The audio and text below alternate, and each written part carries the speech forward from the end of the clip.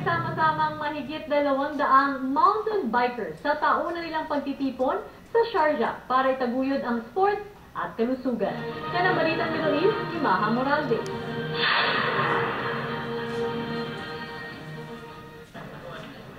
Sinamantala ng mga mountain biker ang pagbisikleta sa bulupunduking bahagi ng Shalka sa Sharjah sa United Arab Emirates. Hudyat ito ng huling araw ng pagtitipon ng grupo bago tuluyang uminit ang panahon. Mahigit 20 kilometro ang tinakbo ng tinatayang 200 kalahok. May mga bagito, expert mountain bikers at road bikers. It was really nice.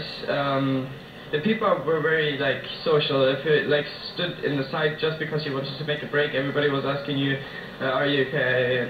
Dinagdamin get together rito. Ito yung parang end ng winter period. That means kumaga after this ride, pwede pa rin sila mag-ride dito, pero normally we do have rides naman sa may Dubai na hindi na kami mabiyahe sa mountain.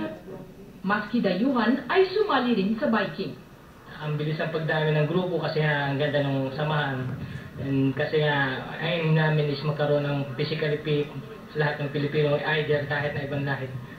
Bukod sa mga bagong kaibigan, nakapagpapalusog ang pagbibisikleta. Just like me, I'm diabetic, but it helps me, no? I'm becoming healthier every day. Patuloy naman ang paghikayat ng grupo sa iba pang expats na sumali sa UAE mountain bikers. Yung gusto mag-join sa grupo namin is mayroon kaming account sa Facebook na we call it UAE Mountain Biking. Mag-click kayo doon, tapos makikita nyo yan, say you want to join the group. Tapos i-approve ng admin.